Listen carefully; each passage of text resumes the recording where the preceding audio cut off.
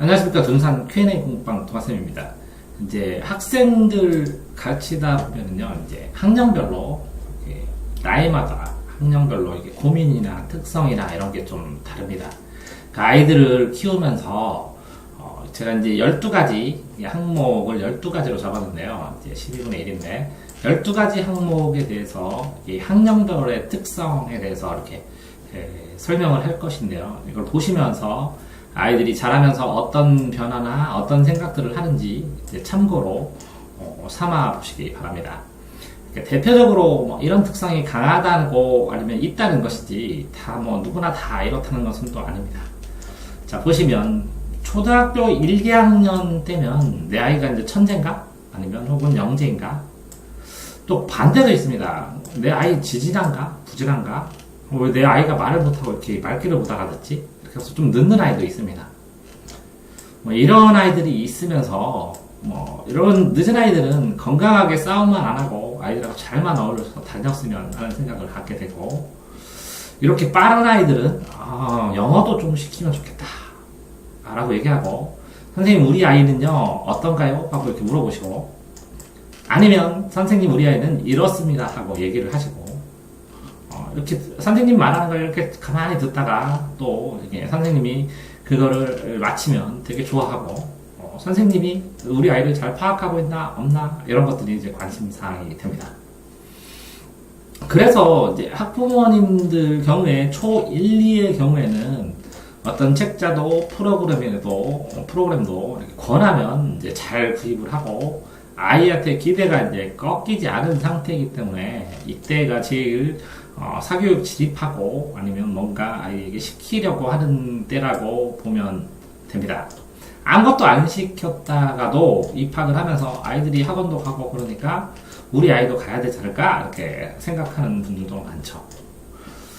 보통 그렇게 돼서 이제 3, 4학년이 되는데 생각을 해보면 이제 빠른 아이들이 한 5학년 때부터 중학교 수학을 공부하기 시작하고 선행을 하기 시작을 하면 실질적으로 이제 책을 읽을 시간이 이제 확 줍니다. 이때도 책을 읽는 학생들도 물론 있지만, 책 읽는 시간이 이게 완전히 습관화가 되지 않으면 3학년 때까지 굉장히 책을 읽는 게 이제 힘들어지죠. 이렇게 선행을 하기 시작하면.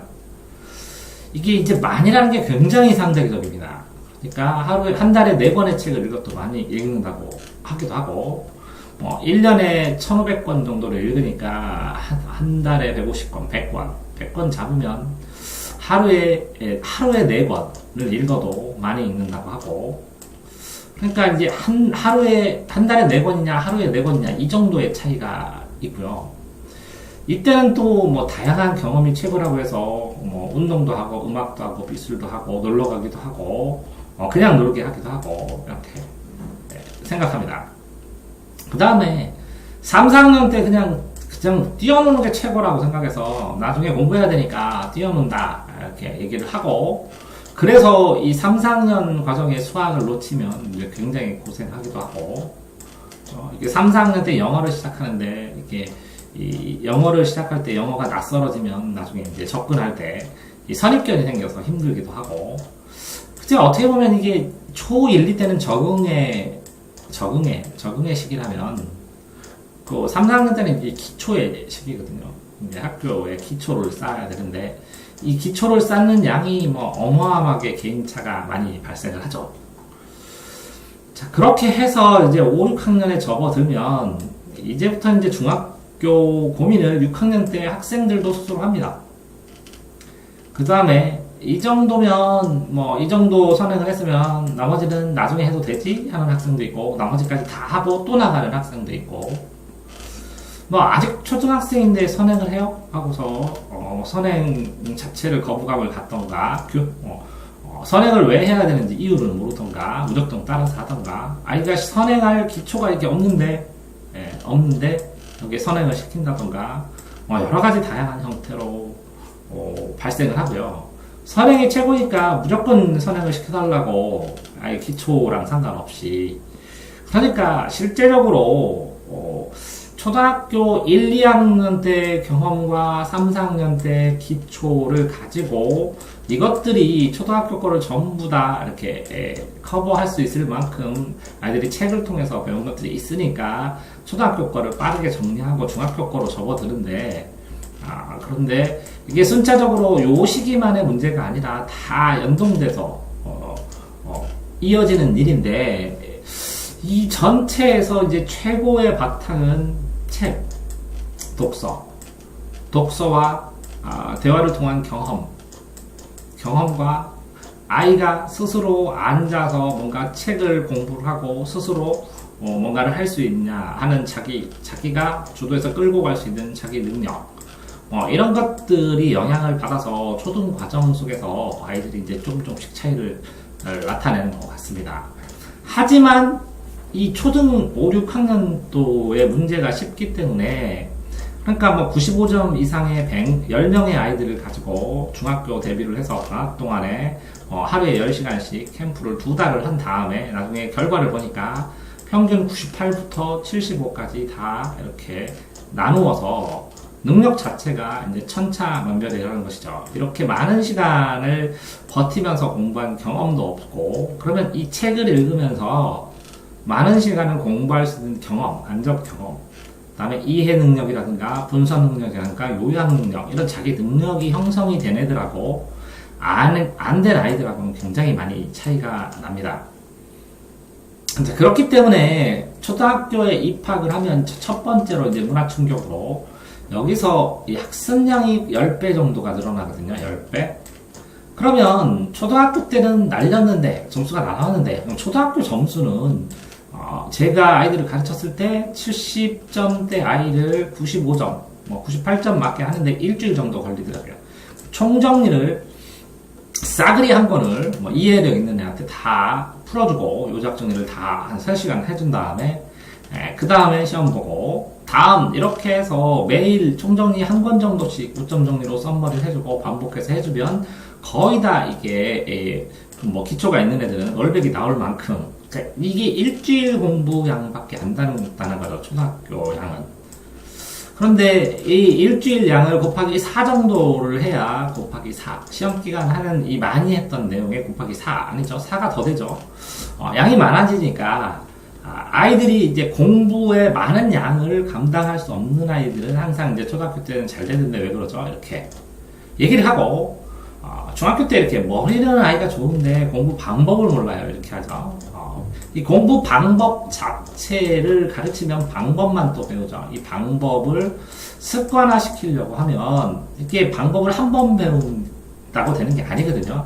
그러니까 습관이 완성돼야 방법을 배우는 것이니까 이게 시간이 필요합니다. 이게 습관이 완성되는 데는 적어도 간단한 습관은 6개월, 보고총 2년 정도가 돼야 습관이 안정 단계에 들어서거든요.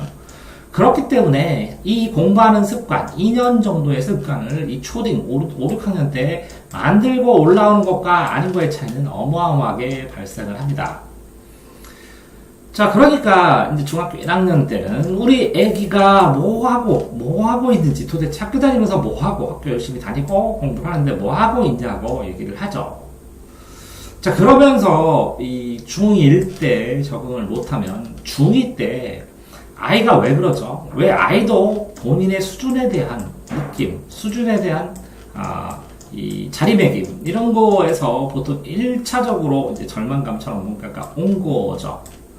그러면서 해야 될 건 많고 놀고도 싶고 에너지도 호르몬도 나오니까 이제 사춘기가 되는 거고, 그런 상황에서 이 전체를 짧은 시간에 영수를 빼고 나머지를 짧은 시간에 감당할 수 있는 능력이 없으니까 영수만 하면 되죠. 이런 식으로 얘기를 하기도 하고, 아니면 나머지를 감당할 능력이 있으니까 영수를 더 많이 하면 되죠. 라고 해서 영수만 하면 되죠. 라는 얘기를 하기도 하고, 여러 가지 이유로 영어 수학에 매달리기 시작을 합니다. 그러면서 때로는 아이가 중학교에서 초등학교 중1 해서 중2에 도저히 이게 적응을 못하니까 우리나라 교육책에 안 맞나? 이런 고민을 하게 되고, 해외 연수나 대안학교나 이런 것들을 실질적으로 고민을 하기 시작합니다. 이렇게 고민을 해서 하는 이 고민의 시기가 너무 크니까 중1 적응도 아니고, 그 그다음에 마무리도 아니고 고등 대비도 아니고 하니까 이때 중2병이라고 하면서 생각을 많이 하는 시기, 질풍노도의 시기에 핵심을 겪는 것이겠죠. 자, 이렇게 되어서 중3 때가 되면 이제 이미 늦은 걸까요? 하고 묻든지 지금부터 하면 되죠 라고 하는데 얼만큼 어떻게 무엇을 해야 될지 모르게 되고 이게 결론을 우리 아이의 학습 방법을 몰라서 그렇다 끝까지 그렇죠?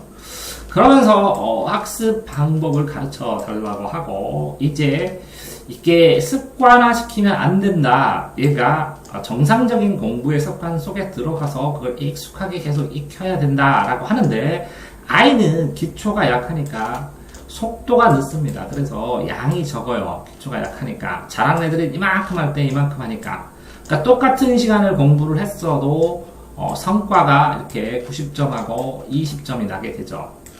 10점이 나고 그러니까 결국은 똑같이 공부를 해도 안 된다라는 생각을 갖기도 하고 어떤 아이들은 키 커야 돼서 12시에는 무조건 자야 돼요. 12시까지만 하면 충분하잖아요. 이렇게 얘기를 해서 한계를 긋고 그냥 이제 중등 수준으로 공부를 마치는 경우도 많습니다.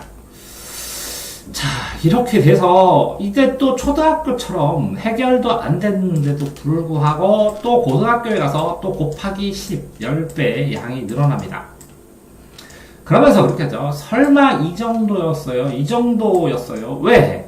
자, 초등학교 때 100점 맞던 학생이 중학교 때 70점으로 떨어지고 그 다음에 고등학교 때도 또 20점 정도가 떨어져서 50점이 나가게 되니까 이 짧은 기간, 3년이라는 기간 안에서 성적이 이렇게 반토막 나는 것처럼 느껴버리니까 설마 우리 아이가 이 정도밖에 안 됐어요? 하면서 하루 종일 공부 뭐 했냐 너 도대체 내가 과외를 그렇게 과외비를 시키고 학원비를 시키고 했는데 너는 왜 이 정도밖에 안 됐냐 라는 체근을 하기 시작해서 독촉을 하기 시작합니다. 왜 그러냐면 자, 학교에서 그전에는 중학교 때는 엄마가 관리를 해야 되지만 야자를 10시까지 하게 되면 이제 집에 와서 과외를 한두 개를 하더라도 이제는 이제 부모님 책임은 없어지는 거예요. 과외비 대주고 학원비 대주고 밥만 아침만 먹이면 전부 다 온전하게 이제 성과든 뭐든 전부 다 학생 책임이 돼버리거든요.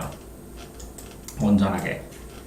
그렇기 때문에 그 온전하게 학생 책임이 되는 것이 이 초등학교 때나 초등 때나 중등 때 엄마가 하라고 했던 아빠가 하라고 했던 스케줄대로 따라왔던 그 학생의 책임이 고등 되면 이제 온전하게 나는 해줄 만큼 해줬으니까 네 책임이라는 것이 되어버리죠.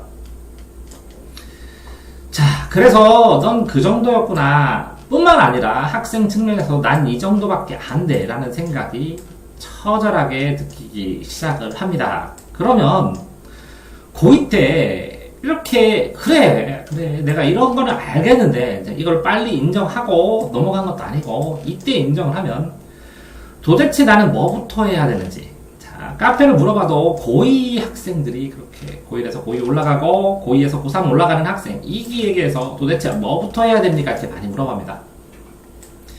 야자까지 하면서 실질적으로 야자를 할 수 있는 시간은 야자에서 공부하는 시간은 3시간밖에 안 되는데 어쨌든 지금까지 뭐 했는지 나 영수만 했는데 영수는 도대체 점수가 왜 이런지 그죠?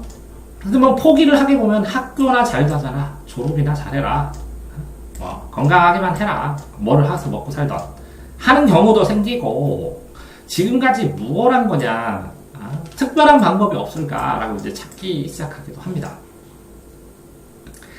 자, 그런 상황이 되어서 고3이 돼서 그래도 설마 4년제는 못 갈까? 아니면 서울권은 못 갈까? 하면서 이렇게 생각을 하고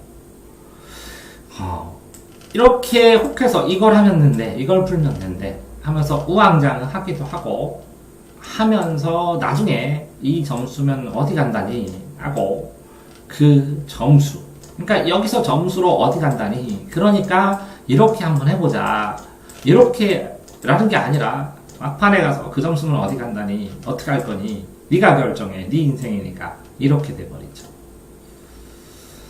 자, 시험이 다 끝나면 너 어떻게 살 거냐? 차라리 유학 갈래? 아니면 재수할래? 아니면 어떻게 하고 싶어? 바라는 게 뭐냐 도대체? 라고 얘기를 해버리죠.